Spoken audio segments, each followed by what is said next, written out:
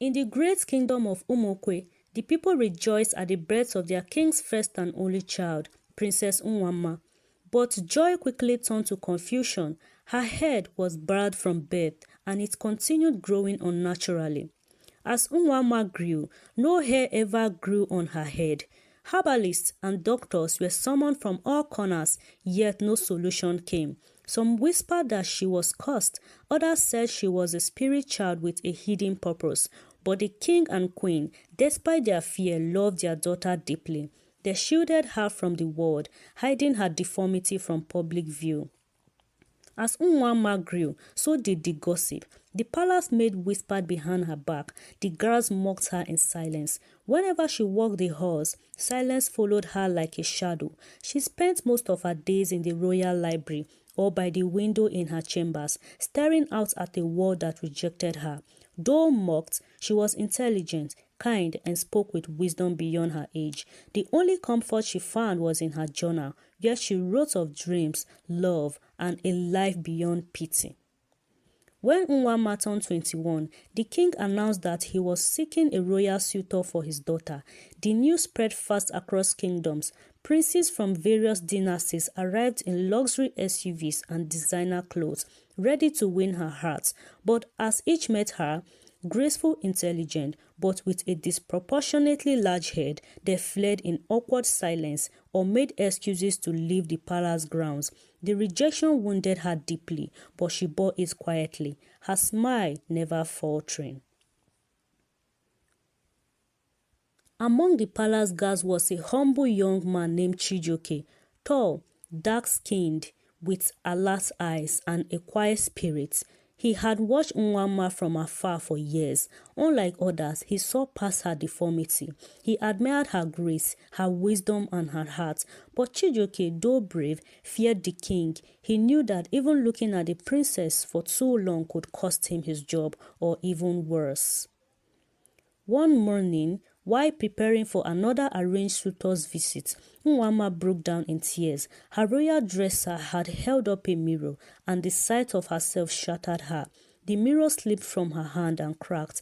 That day, she locked herself in her chambers and refused to eat. The king and queen wept outside her door. Helpless, Chijioke heard of it and stood under her window all night, silently praying for her healing. Unwama often sat by her window, and that night she noticed a folded note tied to a stone lying beneath her balcony. Curiously, she opened it. It read, "You are more than your head. You are a heart the world doesn't deserve. C." She didn't know who C was, but for the first time in years, she smiled.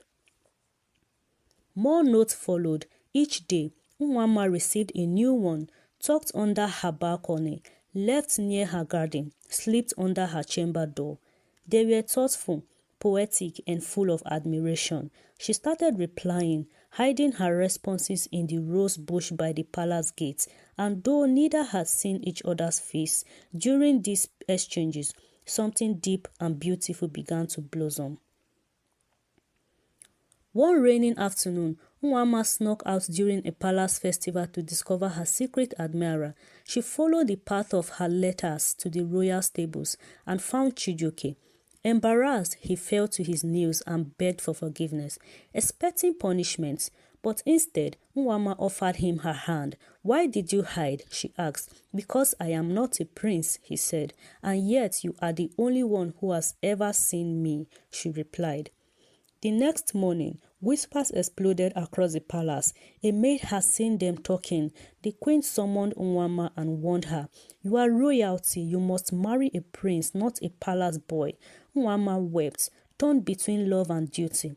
Chijioke, fearing he had caused her pain, submitted a resignation letter, but the king intercepted it before it reached the royal court. That night, the king had a dream. His late grandfather, the revered King Omenka, appeared in a vision, seated on a stool of fire. He said, "Do not let pride rob your daughter of happiness. The one with a true heart sees beyond appearances. Your legacy lies not in status, but in humility." The king woke drenched in sweat, shaken by the warning. Still, the royal council insisted that Unwama meet another suitor. a foreign prince from a Ghanaian royal family. The press was invited, cameras rolled, but when the prince saw Nwama, he smirked and whispered to his aide, "Is this a joke?"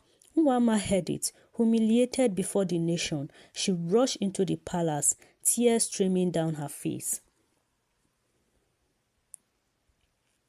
After the incident, the king addressed his people on national TV. "My daughter has been mocked, not for her character but her appearance. But today, I say no more. The one who truly loves her, regardless of bloodline, shall have my blessing." The news shocked the kingdom. The streets erupted in debate, but many secretly admired the king's courage. That evening, under a moonlight garden filled with torchlights, Nwama stood waiting. Chijioke walked in, holding a single rose and his worn-out guard badge. "I have nothing but a heart that beats for you," he said. "Then, that is more than gold," she replied. He knelt, not in royalty but in love. She accepted, and the garden burst into soft applause, the king and queen watching silently from a balcony. The wedding was grand but simple. No foreign princes, no royal flaunting, just love, culture and acceptance. Nwama wore a specially tailored head wrap that framed her beauty with pride. The people of Omokwe watched in awe. The princess who was once hidden had now become the kingdom's symbol of courage and grace. Years passed. Nwama and Chijioke ruled as leaders of peace and equality. She began a foundation to support children with physical differences. Her hair never shrank, but her confidence grew. She taught the kingdom that true royalty is not in birthright, but in the strength to love yourself and others without shame.